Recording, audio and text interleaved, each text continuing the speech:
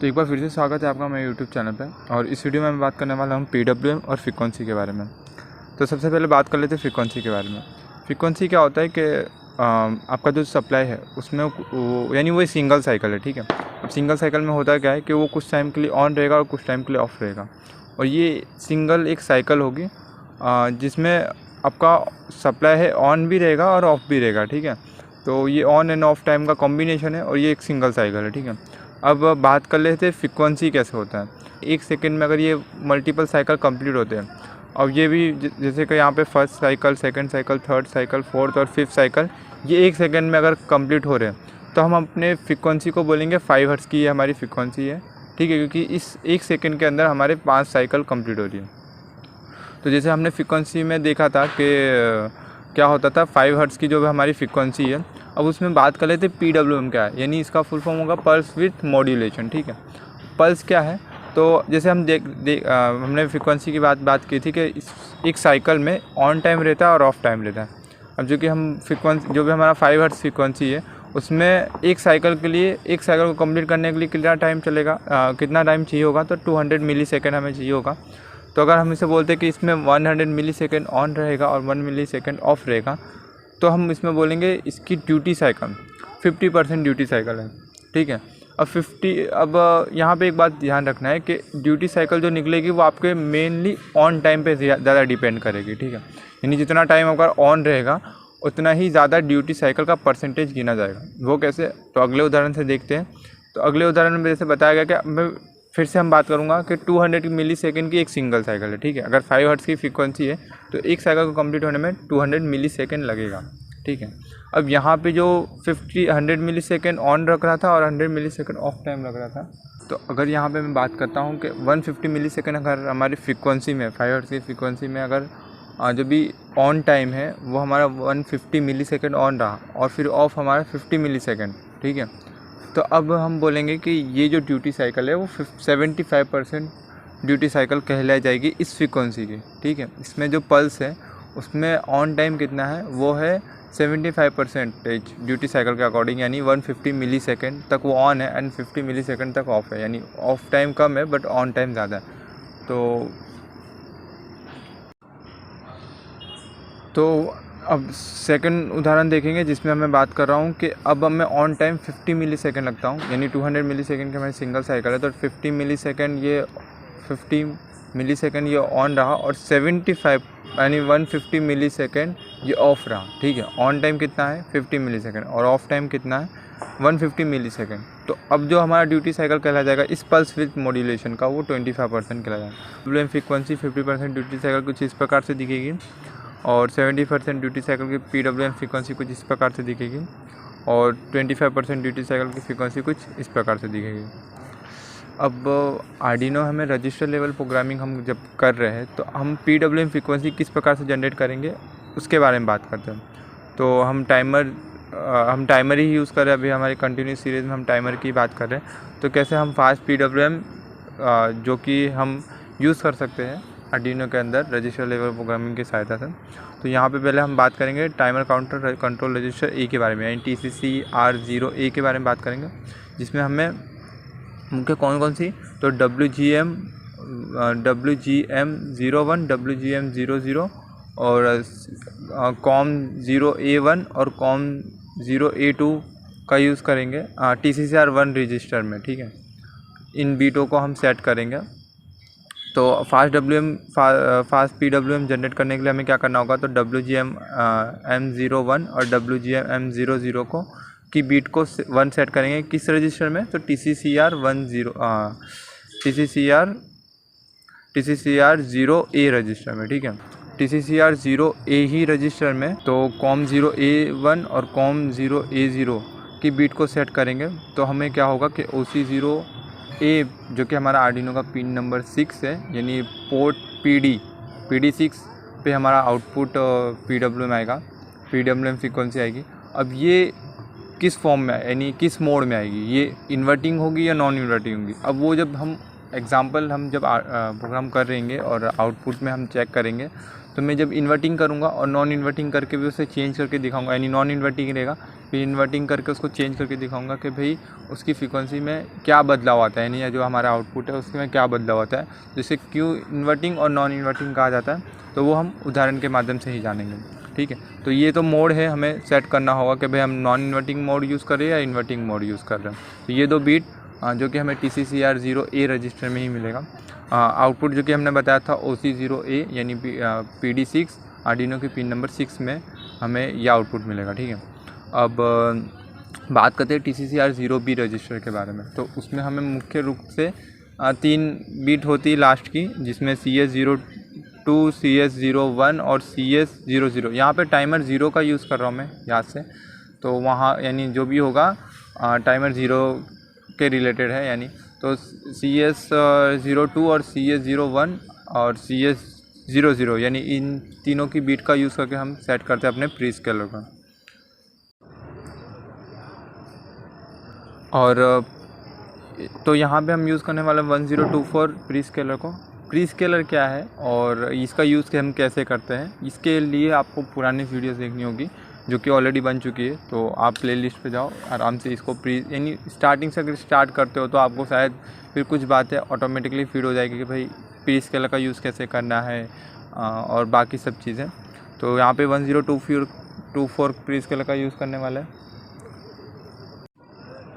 तो यहाँ पे अभी जो हमारा PWM फ्रीक्वेंसी है वो उसकी वैल्यू क्या होगी। ठीक है, अब उसके कैलकुलेशन के लिए हमें यहाँ पे बताया गया कि फ्रीक्वेंसी जो कि हमारे क्लॉक फ्रीक्वेंसी है, ठीक है, यानी जो भी हमारा क्रिस्टल है वो डिवाइड बाय, यानी क्रिस्टल की फ्रीक्वेंसी डिवाइड बाय n क्या होगा जो भी प्री स्केलर है, और मल्टीप्लाई कर दो उसको 256। ठीक है, तो क्रिस्टल की फ्रीक्वेंसी डिवाइड बाय अपना प्री स्केलर और 256 मल्टीप्लाई कर दो, तो उसके थ्रू आपको पता चल जाएगा कि भाई आपकी आउटपुट फ्रीक्वेंसी है वो कितनी होने वाली है। ठीक है, तो वो हम यहाँ पे कर ही देते हैं, तो हमारी वो वैल्यू निकल के आती है, यानी 16 मेगा डिवाइड बाय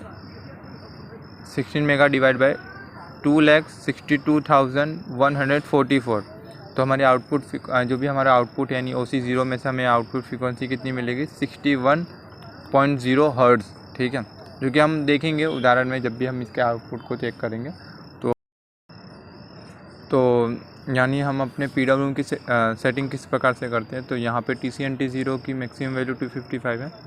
तो यानी OCR0 यानी आउटपुट कंपेयर रजिस्टर में जो भी वैल्यू हमें देनी होगी बिलो 255 होगा, तो यानी 255 से कम होगा। तो जैसे ही उसकी वैल्यू जितनी ज़्यादा होगी उतना ही हमारा पल्स विड्थ है, यानी ड्यूटी साइकिल उतनी कम होती जाएगी, और जितनी वैल्यू ये कम होती रहेगी उतनी हमारे ड्यूटी साइकिल की वैल्यू बढ़ती जाएगी। ठीक है, जो कि हम यहाँ पे देख पा रहे हैं कि जैसे हम इसकी वैल्यू को घटा रहे हैं तो हमारा विड्थ जो है वो बढ़ते जा रहा है, यानी ड्यूटी साइकिल हमारा ऑन टाइम है वो बढ़ते जा रहा है। ठीक है, तो उस हिसाब से हम इसकी सेटिंग देखेंगे। अब वो हम उदाहरण के माध्यम से ज़्यादा अच्छे से समझ पाएंगे। स्टेप्स के बारे में बात कर लेते हैं, पर उससे पहले हम यहाँ पे हम अपने प्रोग्रामिंग स्टेप्स के बारे में बात कर लेते हैं।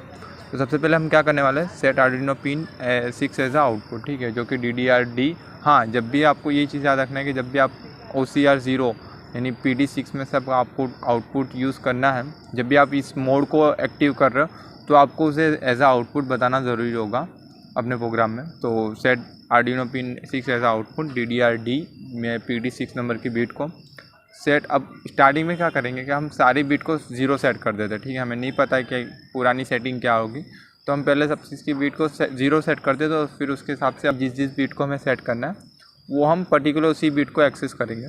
ठीक है, तो सबसे पहले हम यहाँ पे सारी बीट को 0 कर दिए, किस रजिस्टर के TCCR0A और TCCR0B के सारे बीट को हम 0 सेट कर देंगे। तो थर्ड स्टेप का हमारा क्या रहेगा, तो यहाँ पे TCCR0A रजिस्टर में हम बताना होगा हमें कि पहला तो नॉन इन्वर्टिंग, पहला तो फास्ट PWM और उसके बाद नॉन इन्वर्टिंग मोड। ठीक है, अब नॉन इन्वर्टिंग मोड कैसे होगा, तो COM0A1 की बीट को हम TCCR0A रजिस्टर में 1 सेट करते हैं, तो ये नॉन इन्वर्टिंग हमारा आउटपुट होगा। सेकंड, हमें फास्ट PWM मोड इसे बताना है, तो उसके लिए हम WGM01 और WM00 की बीट को सेट करेंगे। और 1024 प्री स्केलर सेट करने के लिए हमें TCCR0B रजिस्टर में CS02 एंड CS00 बीट को 1 सेट करेंगे, और लास्ट में हमें OCR 0 यानी आउटपुट कंपेयर रजिस्टर में हमने ड्यूटी साइकिल को सेट करने के लिए उसके अकॉर्डिंग वैल्यू दे देंगे। और वो भी हम उदाहरण में देखेंगे कि किस प्रकार से हम वैल्यू देते, यानी कितनी वैल्यू हम देते हैं तो हमारा आउटपुट जनरेट होता है। यहाँ पे जनरली हम 75% ड्यूटी साइकिल, 25% ड्यूटी साइकिल और 50% ड्यूटी साइकिल के बारे में बात करेंगे। तो उससे पहले अपने आर्डिनो में प्रोग्रामिंग करने से पहले हम सबसे पहले जान लेते हैं हमारे कनेक्शन के बारे में। तो अगर आपको याद होगा तो हम पाई पिको में किस प्रकार से अगर हमें फ्रीक्वेंसी को हमें चेक करना है कि हमारे आउटपुट फ्रीक्वेंसी कितनी है, या हम कोई भी पर्टिकुलर फ्रीक्वेंसी हमें आ रही है उसे सेंस करना है, उसे चेक करना है कि भाई उसकी फ्रीक्वेंसी वैल्यू कितनी है और उसकी ड्यूटी साइकिल कितनी है। तो उसके लिए हम पाई पिको का यूज़ करते हैं, जिसमें एक मोबाइल एप्लीकेशन होता है और हमें पाई पिको में भी प्रोग्राम करने वगैरह करने से सेटअप करने होते हैं। तो वो वीडियो ऑलरेडी बन चुका है, तो उस वीडियो के बारे में बात नहीं करूँगा मैं, बस उसी की सहायता से हम अपने आर्डिनो के आउटपुट निकलने वाली फ्रीक्वेंसी को चेक करेंगे। तो यहाँ पे क्या है कि आर्डिनो पिको है वो 3.3 वोल्टेज लेवल पे काम करता है। तो उसके लिए क्या करेंगे, अब चूँकि हमारा आर्डिनो है वो 5 वोल्ट पे काम करता है, तो ये वोल्टेज सीधा अगर हम पिको के देते हैं टू चेक आवर फ्रीक्वेंसी, तो क्या होगा, उससे थोड़ी प्रॉब्लम हो सकती है। वैसे तो नहीं होगी क्योंकि ऑलरेडी उसमें प्रोटेक्शन लगा हुआ है, अगर डायरेक्ट देखेंगे तब भी से ये सेंस होगा।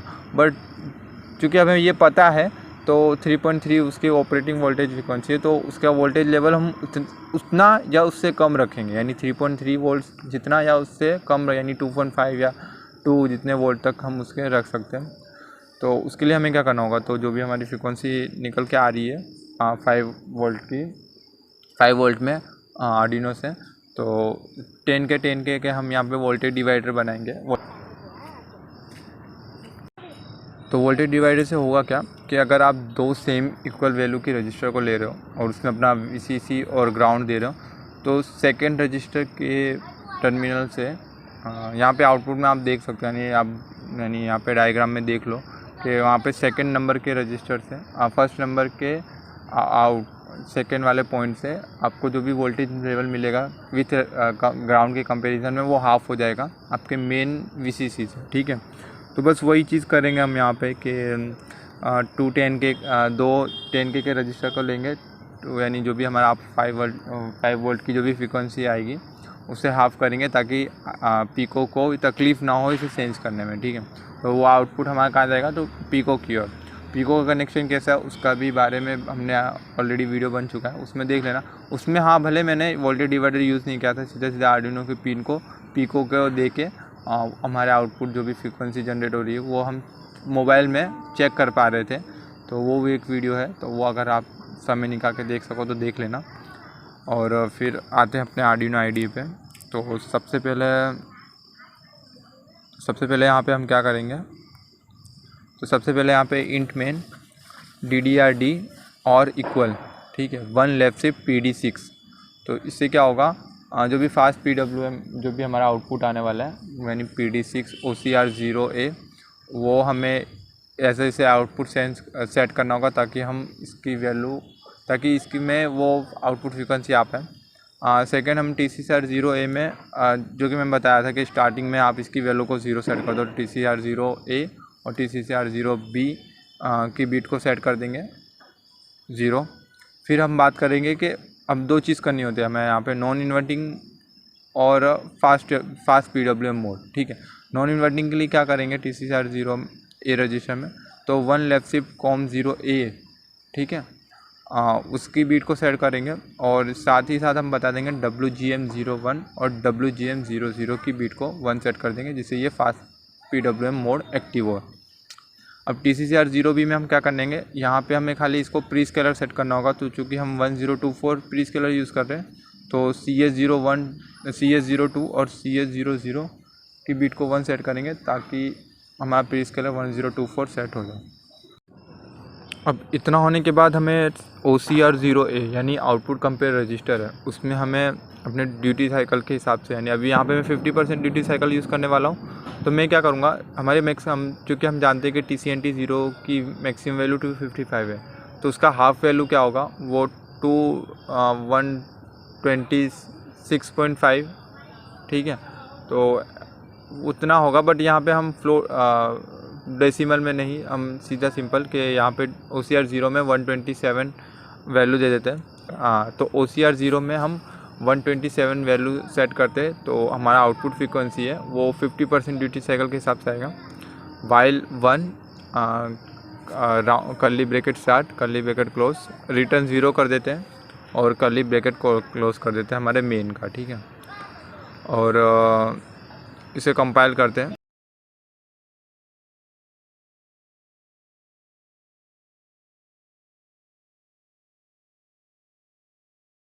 तो यहाँ पे एरर आ रहा है सबसे पहले, तो यहाँ पे TCCR ओके, तो TCCR 0 की जगह हमने TCCR O लिख दिया है तो O को 0 करेंगे।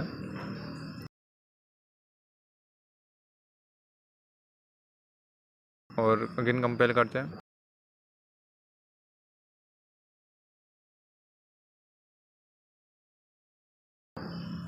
और इसे अपलोड करते हैं।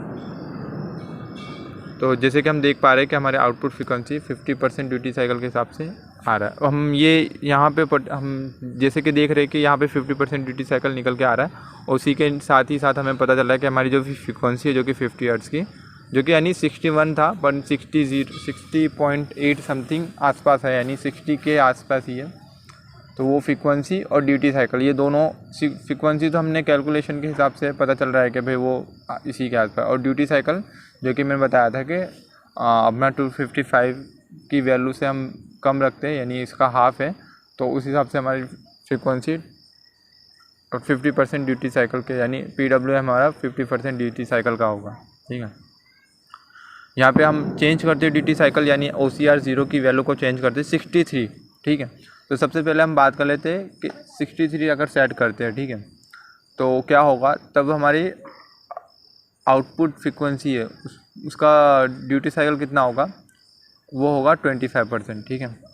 और अगर हम इसे 75% करना चाहते हैं तो इसकी वैल्यू को हम 191 कर देंगे।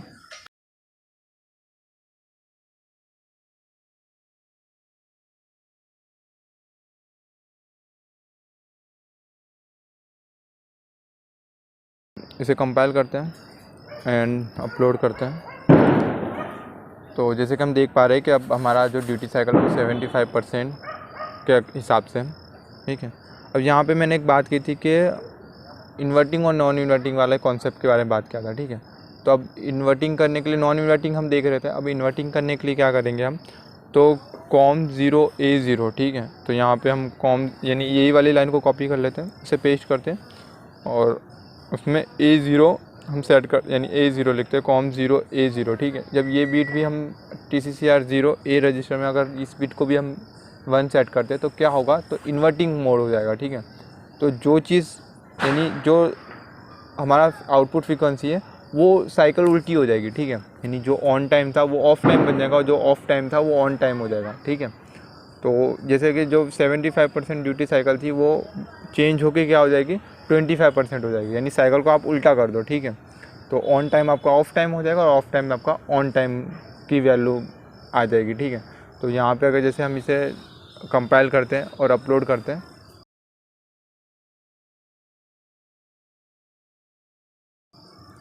तो जैसे कि हम देख पा रहे हैं कि भाई अब जो हमारी ड्यूटी साइकिल है वो 25% हमारी ड्यूटी साइकिल हो गया और फ्रीक्वेंसी सेम की सेम रहेगी। तो ये था फ़र्क सिर्फ इन्वर्टिंग और नॉन इन्वर्टिंग मोड का, और इसमें और उतना कुछ खास, यानी उतना कुछ ज़्यादा था नहीं जैसा, बस इन्वर्टिंग और नॉन इन्वर्टिंग मोड का ये है सिंपल कॉन्सेप्ट।